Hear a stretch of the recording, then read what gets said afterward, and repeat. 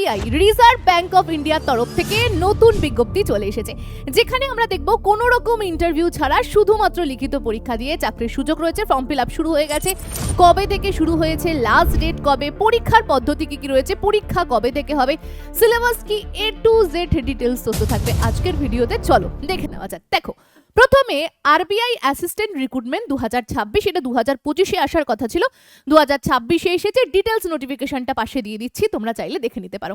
কবে থেকে আবেদন বা ফর্ম ফিল আপ শুরু হয়েছে যদি দেখতে চাও, তাহলে দেখো 16 তারিখ থেকে, 16/2/2026 থেকে শুরু হয়েছে। লাস্ট ডেট কিন্তু মার্চের 8 তারিখ অবধি।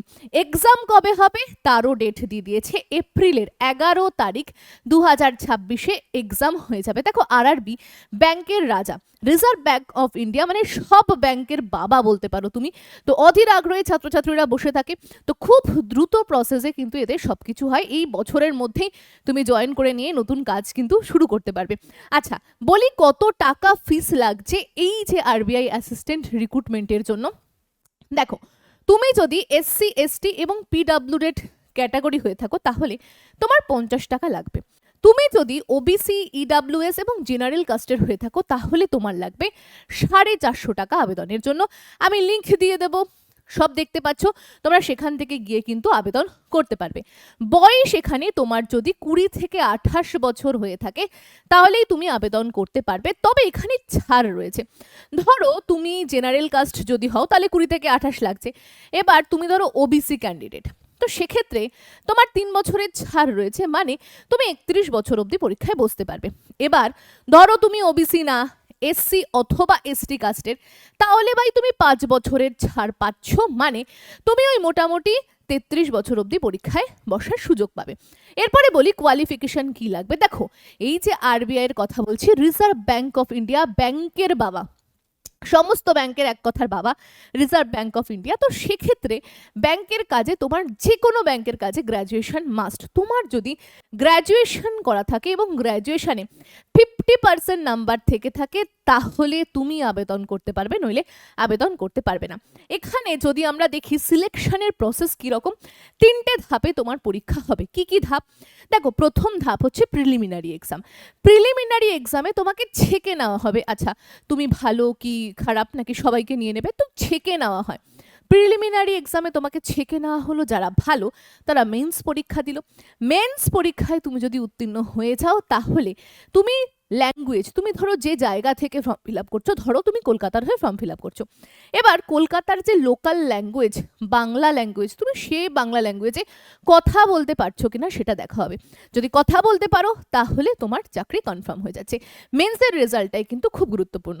তাহলে সিলেকশনের ধাপ হচ্ছে মাত্র দুটো, এক হচ্ছে প্রিলি, এক হচ্ছে মেন্স, আর হচ্ছে তুমি যে স্টেট থেকে ফর্ম ফিল আপ করবে তুমি সেখানকার ল্যাঙ্গুয়েজ জানো কিনা। তাহলে এই 3টে পদ্ধতি থাকছে। চলে আসবো আমরা প্রথমে প্রিলির কাছে। দেখো, প্রিলি এক্সামটা কীরকম হচ্ছে, 3টে সাবজেক্ট থাকছে। এখানে কোনো জিকে থাকছে না, জিকে ছাড়া রিজনিং, ইংলিশ এবং ম্যাথ, এই 3টে সাবজেক্ট থাকছে। যদি আমি তোমাকে বলি ইংলিশ থাকতে হচ্ছে 30 নাম্বারে, তোমাকে কিন্তু সময় 20 মিনিটই দেবে, কম্পিউটারে বসে পরীক্ষা হবে। 20 মিনিট হয়ে গেলে আপনা আপনি ইংরেজি চেঞ্জ হয়ে যাবে, চেঞ্জ হয়ে গিয়ে ম্যাথ ওপেন হয়ে যাবে। ম্যাথ থেকে থাকছে 35টা প্রশ্ন 20 নাম্বারের। এরপরে দেখবো রিজনিং থাকছে, রিজনিং থেকেও 35টা প্রশ্ন, 20 মিনিট তোমাকে সময় দেবে। টোটাল তুমি 60 মিনিট মানে 1 ঘন্টার সুযোগ পাবে। আর তোমাকে পরীক্ষা দিতে হবে হচ্ছে 100। এবার ভুল করলে কি নাম্বার কাটবে দিদি? অবশ্যই নাম্বার কাটবে। 1/4 এখানে নেগেটিভ মার্কিং আমরা দেখতে পাবো। এবার তুমি যদি প্রিলি পরীক্ষা খুব ভালো দিয়ে থাকো তাহলে তুমি প্রিলি পাস করবে। আচ্ছা, প্রিলি পাস করার জন্য কিন্তু তোমাকে ইংলিশ, ম্যাথ এবং রিজনিং খুব ভালো করে রপ্ত হতে হবে। দিদি কোথা থেকে পড়বো, কোন বই পড়বো যাতে আমি খুব ভালো করে স্কোর করতে পারি? দেখো, তোমাদের জন্য বলি, আমাদের নতুন একটা ব্যাচ রয়েছে ইওর স্টাডি অ্যাপে। ইওর স্টাডি অ্যাপ যাদের ডাউনলোড নেই অবশ্যই ডাউনলোড করে নাও। ইওর স্টাডি অ্যাপে নতুন কম্বো ব্যাচ 6.0 লঞ্চ হয়েছে। কেন কম্বো ব্যাচের কথা বলছি, তার কারণ তুমি যে কোনো চাকরির জন্য, এই যে আমি বললাম না ম্যাথ, এই যে আমি বললাম না ইংলিশ, এই যে আমি বললাম না রিজনিং, তুমি সমস্ত কিছু তৈরি হতে পারবে এবং প্রিলি মেন্স দুটোর জন্যই তৈরি হয়ে যেতে পারবে খুব ভালোভাবে। তো তুমি যদি চাও যুক্ত হতে তাহলে আমি বলবো 6.0 ব্যাচে যুক্ত হয়ে যাও। কোর্স ছাড়া মানে 6.0 কোর্স ছাড়াও প্রচুর কোর্স রয়েছে, রেল, এসএসসি, পুলিশ, তোমার যেটা ইচ্ছা তুমি সেটাই কিন্তু যুক্ত হতে পারো। কোর্সের সুবিধাগুলো দিয়ে দিলাম, যার দরকার সে একবার চোখ বুলিয়ে নিতে পারো। স্ক্রিনে দেওয়া নাম্বার দিলাম, যার মনে হচ্ছে যে ফোন করে আমি আরও বিষয়গুলো ডিটেলসে বা বিশদে জানবো, অবশ্যই কল করে নিতে পারো। যেহেতু ওয়েস্ট বেঙ্গলের নাম্বার 1 চ্যানেল, আমাদের রিসেন্টলি 2 মিলিয়ন হয়েছে, তো সেই জন্য অফার চলছে, এই অফারটা কিন্তু কেউ গ্র্যাব করতে ভুলো না। আর হ্যাঁ, আমরা ছাত্রছাত্রীদেরকে কিভাবে পড়াই, ছাত্রছাত্রীরা প্রচুর ছাত্রছাত্রী চাকরি পাচ্ছে, তাদের ভিডিওগুলো একটু হালকা করে চালিয়ে দেবো, দেখে নিতে পারো। তো তোমরা যারা যারা চাকরির জন্য প্রিপারেশন নিচ্ছ, কেউ কিন্তু সুযোগ হাতছাড়া করো না, সবাই কিন্তু এখন থেকে লেগে পড়ো। জিকে ক্লাস তো আমি করতাম, অনেক সাপোর্ট পেয়েছি, আচ্ছা, সেই জন্য আজ এই জায়গায় আসতে একদম। পেরেছি। কম্পিটিটিভ লাইনে এসছো কি ইউ স্টাডির হাত ধরেই, নাকি আগে নিজে পড়াশোনা করতে বা কোথাও পড়তে? না স্যার, আমি ইউস্টারের হাত ধরেই গ্রাজুয়েশন করতাম, তো তারপরে আপনাদের ক্লাস থেকে করে আমি তো বলবো স্যারকে একবার ফলো করে দেখো, মানে বিশ্বাস করাচ্ছি যে যদি জিরো হয়ে থাকো না, তুমি অবশ্যই সেটা একটা তোমার মানে নিজের প্রতি একটা কনফিডেন্স বেড়ে যাবে যে আমি পারবো। কিসে হলো মিন্টু তোমার? আমার স্যার সিআরপিএফ এ হয়েছে। তুমি আমাদের- আরে ডাব্লিউবিপি তে মাঠেও পাস করে আছি। ব্যাস মাঠে ব্যাস, ঢুকে- তাহলে আবার কি জিডি এই পাস, মাঠে- ডব্লিউবিপি পাস, যে কিনা মাধ্যমিকে 25-এ অঙ্কে মাত্র 25 পেয়ে পাস করেছিল, সেই জায়গা থেকে সে অঙ্ক শিখে জিডি পাস করেছে, ওয়েস্ট বেঙ্গল পুলিশ পাস করেছে, এর থেকে বড় জিনিস আর কি হতে পারে? প্রচুর মেহনত করেছে, প্রচুর মেহনত একদম করেছে। একদম, তোমাদের দুজনের জন্যই হাততালি। স্যার আপনাদেরকে অনেক অনেক ধন্যবাদ স্যার। আচ্ছা, আমরা কোন বিষয়ে ছিলাম? আমরা ছিলাম এই প্রিলির বিষয়। প্রিলি 100তে পরীক্ষায় ভাই তুমি খুব ভালো স্কোর করো, পাশ করে যাও। এবার প্রিলি এক্সাম হয়ে গেলেই তোমার হবে হচ্ছে মেন্সের এক্সাম।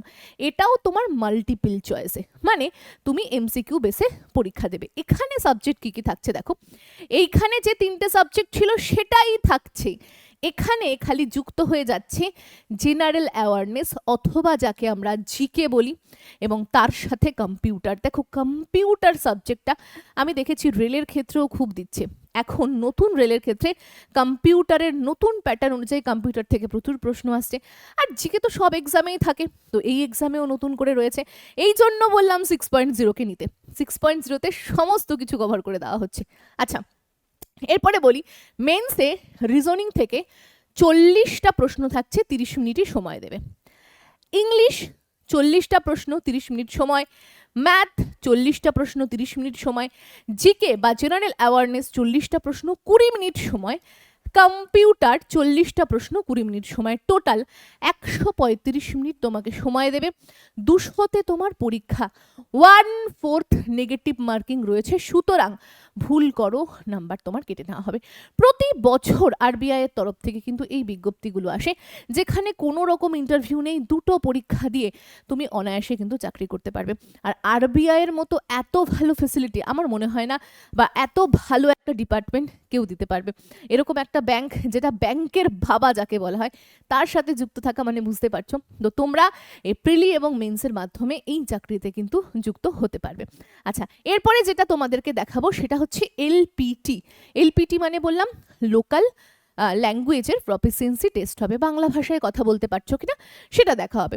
আমি দিয়ে দিচ্ছি, তোমরা পাশে দেখে নাও, কোন কোন রাজ্যে কোন কোন ল্যাঙ্গুয়েজ লাগবে সব কিছু রয়েছে, তোমরা দেখে নিতে পারো।